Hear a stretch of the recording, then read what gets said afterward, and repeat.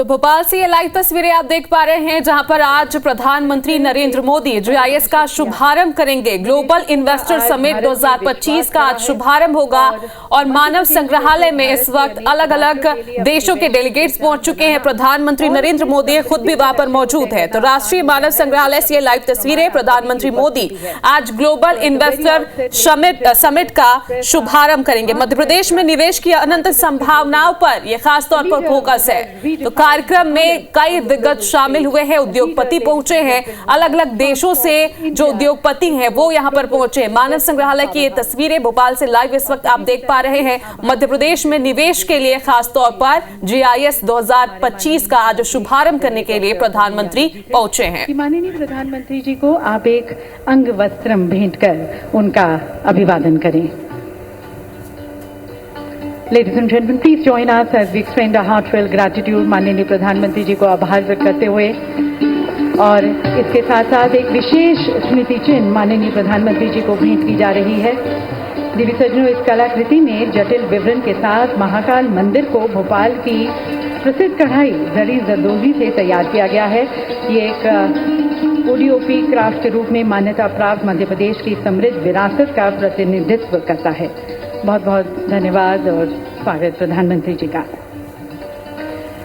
देवी सज्जनों, मध्य प्रदेश आज व्यापार, उद्योग, निवेश, नवाचार के क्षेत्रों में अनेक नई ऊंचाइयों को छू रहा है और गर्व के साथ आपको बताते हैं कि देश के बड़े राज्यों में मध्य प्रदेश आज सर्वाधिक विकास दर वाला राज्य बन चुका है।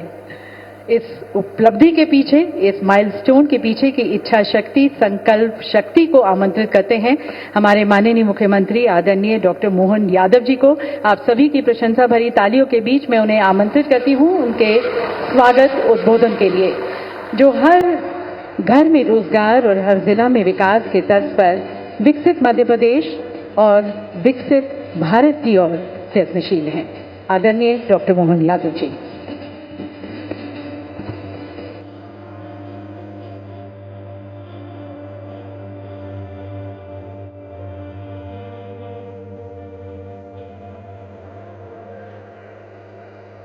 राजा भोज की नगरी, झीलों की नगरी, और आज के इस पूरे कार्यक्रम में हमारे बीच यशस्वी प्रधानमंत्री माननीय नरेंद्र मोदी साहब, आपका मैं अभिनंदन करता, स्वागत करता हूं।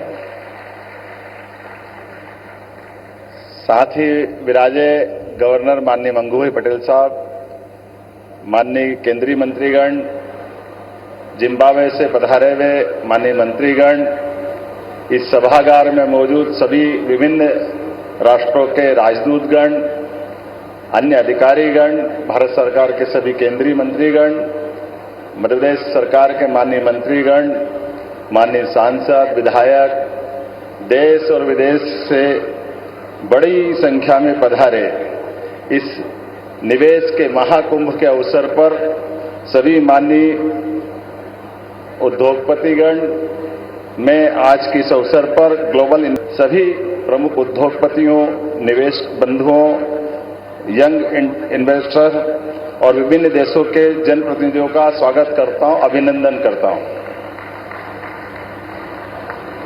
हमारा सौभाग्य विश्व में सर्वाधिक लोकप्रिय और हम सबको गौरवान्वित करने वाले यशस्वी प्रधानमंत्री माननीय श्रीमान नरेंद्र मोदी जी की उपस्थिति में मध्य प्रदेश आज इस ऐतिहासिक आयोजन का साक्षी बनने जा रहा है। ये हम सबका सौभाग्य है।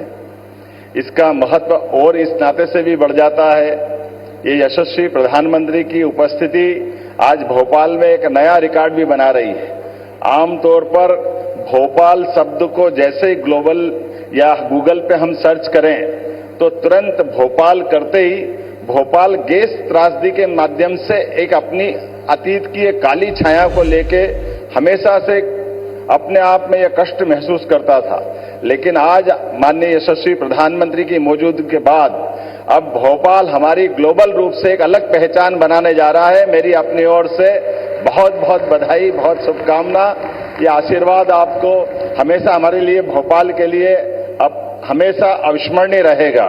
इस अवसर पर जब मैं अपने प्रदेश की बात करता हूं तो वन संपदा, खनिज संपदा, जैव संपदा, जल संपदा से भरपूर मध्य प्रदेश में आपका अभिनंदन है, आपका स्वागत है।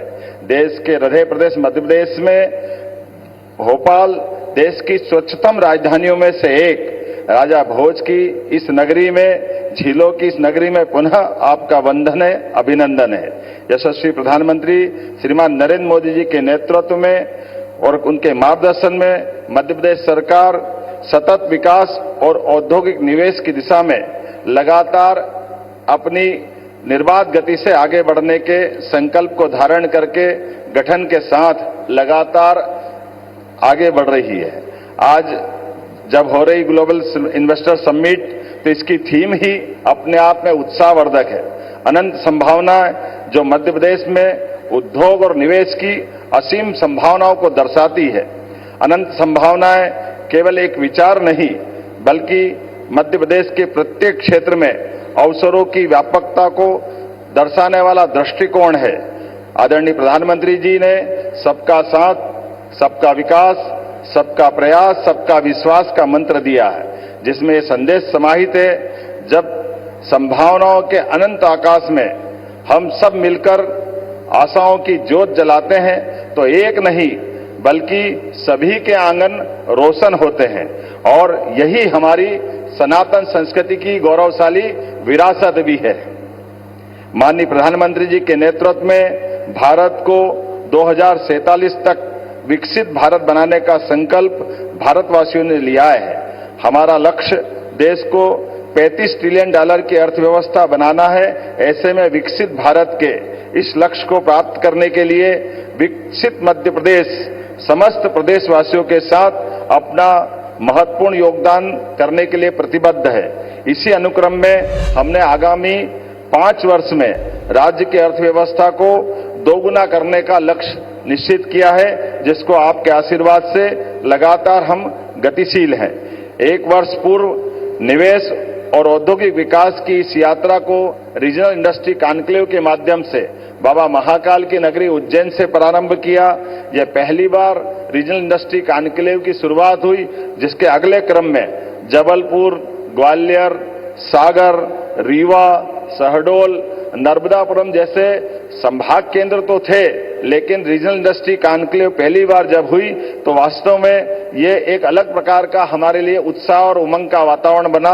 इसी क्रम में हमने इस रीजनल इंडस्ट्री कॉन्क्लेव को और सफल बनाने के लिए देश के अन्य राज्यों में, खासकर मुंबई, कोयंबटूर, बेंगलोर, कोलकाता, पुणे, दिल्ली में इन्वेस्ट इन एमपी के अलग अलग प्रकार के रोड शो का आयोजन किए। न केवल देश में बल्कि देश के बाहर भी अंतर्राष्ट्रीय स्तर पर यूके, जर्मनी और जापान में भी मध्य प्रदेश की विकास गाथा को प्रस्तुत करते हुए आपके नेतृत्व में भारत के बढ़ते कदम से विश्व के लोगों को अवगत कराने का प्रयास किया, जिसका हमको प्रतिसाद बहुत अच्छे प्रकार से मिला है। इस यात्रा में मध्य प्रदेश सरकार देश विदेश के उद्योगपतियों से लगातार सतत संवाद करते हुए उनकी आवश्यकताओं एवं भविष्य की चुनौतियों को हमने समझने का प्रयास किया और निवेश को प्रोत्साहित करने के लिए एक रोडमैप तैयार किया। इसी परिप्रेक्ष्य में हम अपनी निवेश नीतियों और निवेश फ्रेंडली इकोसिस्टम पर लगातार कार्य कर रहे हैं, जिसके आधार पर निवेश प्रोत्साहन के लिए 18 नई नीतियां लेकर हम आए हैं, जिसका लोकार्पण आज माननीय प्रधानमंत्री जी के माध्यम से मध्य प्रदेश में पहली बार होने जा रहा है। इन नीतियों से हमारा प्रयास उद्योग जगत की आवश्यकताओं को प्रदेश के विकास के मार्ग से जोड़कर बढ़ना है। हमने कई नए क्षेत्रों को भी ध्यान में रखते हुए सरल, निवेश अनुकूल और प्रासंगिक नीतियों का निर्माण किया है। नीतियों का प्रभावी क्रियान्वयन, सरलीकृत व्यापार एवं बाधारहित व्यवसाय हमारी उच्च प्राथमिकता है। इसके लिए मध्य प्रदेश सरकार द्वारा जन विश्वास अधिनियम पारित किया गया है, जिसके उद्देश्य जटिल एवं अप्रासंगिक प्रावधानों को कम करना, सिंगल विंडो सिस्टम को बेहतर बनाना, शासन में पारदर्शिता लाना। मध्य प्रदेश निवेश के प्रयासों हेतु लगातार प्रयास कर रहा है। इसीलिए हमने वर्ष 2025 को उद्योग एवं रोजगार वर्ष मनाने का निर्णय लिया है। उद्योग एवं रोजगार को बढ़ावा देने के लिए ग्लोबल इन्वेस्टर समिट के बाद हम अलग अलग 6 विभागों में शहरी विकास विभाग, पर्यटन विभाग, खनिज, नवकरणीय ऊर्जा, सूचना प्रौद्योगिकी, एमएसएमई के अलग अलग प्रकार के समिट करने के भी योजना पे काम कर रहे हैं। किसी भी प्रदेश के औद्योगिक विकास के लिए 4 मूलभूत आवश्यकता होती है: भूमि, जल, बिजली और कुशल कार्यबल। बाबा महाकाल की कृपा से मध्य प्रदेश में सरप्लस बिजली है, भरपूर पानी है, विशाल लैंड बैंक है, कुशल मानव संसाधन है एवं यहाँ की कानून व्यवस्था भी अनुकूल है। इसके लिए इसके अतिरिक्त सर्वाधिक सरकार की प्रतिबद्धता, जो आपके आशीर्वाद से केंद्र सरकार और राज्य सरकार, डबल इंजन की सरकार अपने सभी निवेशकों के लिए एक सरल, प्रभावी एवं त्वरित गति से चलने वाले वातावरण को उपलब्ध करा रही है। यही औद्योगिक विकास के लिए इकोसिस्टम का काम करेगा। सकल घरेलू उत्पाद जीएसडीपी में मध्य प्रदेश बड़े राज्यों की श्रेणी में सर्वाधिक तेज गति से बढ़ने वाले राज्य में अपने प्रमुख स्थान पर है। मध्य प्रदेश में भाजपा की सरकार ने अधोसंरचना के विकास के अभूतपूर्व उपलब्धियां हासिल की है। मेगा फुटवेयर क्लस्टर मुरैना, नवकरणीय ऊर्जा उपकरण निर्माण मोहासा बावई, पीएम मित्र पार्क धार सहित कई बड़े प्रोजेक्टों पर लगातार हम आपके नेतृत्व में आगे बढ़ रहे हैं। विक्रम उद्योगपुरी उज्जैन में मेडिकल डिवाइस पार्क, भारत सरकार के माध्यम से 900 एकड़ का पूरा हमारा डिवाइस पार्क, आज की स्थिति में हमको दोबारा इतनी लैंड एक्वायर करना पड़ रही है। यह आपकी दूरगामी नीतियों का परिणाम है कि मेडिकल डिवाइस पार्क में इतनी सफलता मिल रही है। इसी के साथ साथ 6 नए औद्योगिक विकास क्षेत्रों का भी हम नए प्रकार से संकल्प लेके आगे बढ़ रहे हैं। 13 नए औद्योगिक पार्क न केवल पूर्ण हो रहे हैं बल्कि 20 और औद्योगिक पार्कों की आधारशिला रखी जाएगी। मैं आने वाले समय में हमारे semiconductor park, Naveen IT park इत्यादि के माध्यम से हमारे यहाँ पर न केवल आकर्षक रोजगार बल्कि निवेश की भी बड़ी संभावनाओं के आधार पर आपके आशीर्वाद के साथ सरकार के कदम से कदम मिला के भारत सरकार के साथ चलने के लिए मध्य प्रदेश सरकार तत्पर है। प्रदेश में पर्यटन की भी अपार संभावना है। यहाँ बाबा महाकालेश्वर, ओंकारेश्वर न केवल ज्योतिर्लिंग धार्मिक पर्यटन को बढ़ावा दे रहे हैं बल्कि इससे जुड़े हुए ओरछा, दतिया, भोजपुर, भीमबेटका सहित ही हमारा वन्य जीव का भी इकोसिस्टम लगातार लोगों को पर्यटन में आकर्षित कर रहा है। पर्यटन की जब हम बात कर रहे हैं तो न केवल फॉरेस्ट बल्कि मेडिकल टूरिज्म में भी हमारी हेल्थ पॉलिसी के माध्यम से हम एक नई छलांग लगाने के लिए तैयार है, जिसके लिए हम अपनी सरकार के माध्यम से ये ध्येय वाक्य अतिथि देवो भव की इस भाव को चरितार्थ करेंगे। मुझे इस बात की प्रसन्नता है जब आप यहाँ विराजमान हैं तो न केवल हमारा विश्वास, आत्मविश्वास को मजबूत कर रहा है बल्कि आने वाले समय में जैसा कि हम सबका संकल्प है, बड़े से बड़ा और छोटे से छोटा निवेशक भी हमारे लिए अतिथि है। सभी के लिए मध्य प्रदेश में अनंत संभावना है। इस अनंत संभावनाओं को विकास में फलीभूत करने के लिए मध्य प्रदेश सरकार अपनी प्रतिबद्धता आपके नेतृत्व में दोहराने के लिए तत्पर है। माननीय प्रधानमंत्री जी के ऐतिहासिक नेतृत्व में मध्य प्रदेश सहित पूरा देश आर्थिक प्रगति के नए युग में प्रवेश कर रहा है। बड़ा उद्योगपति हो या छोटा व्यापारी, किसान हो या युवा, महिला हो या गरीब, सभी के लिए आदरणीय प्रधानमंत्री जी का विकास आधारित दृष्टिकोण समृद्धि के नए रास्ते खोल रहा है। मध्य प्रदेश सरकार ने गरीब, युवा, अन्नदाता एवं महिलाओं को केंद्र में रखते हुए 4 मिशन आरंभ किए हैं। इनके अंतर्गत नीतियों के प्रभावी क्रियान्वयन के लिए विभिन्न विभागों के मध्य समन्वय स्थापित करते हुए आउटकम केंद्रित लक्ष्यों पर भी कार्य किया जा रहा है। आदरणीय प्रधानमंत्री जी के मध्य प्रदेश के विकास को आशीर्वाद के आधार पर अग्रसर करते हुए मुझे इस बात की प्रसन्नता है, एक तरफ जब नर्मदा से हम मालवा, निमाड़ और इत्यादि क्षेत्र को सरसब्ज कर रहे हैं, वहीं यशस्वी प्रधानमंत्री ने विश्व के पहले नदी जोड़ो अभियान केन बेतवा लिंक परियोजना और पार्वती कालेसिन चंबल लिंक योजना के माध्यम से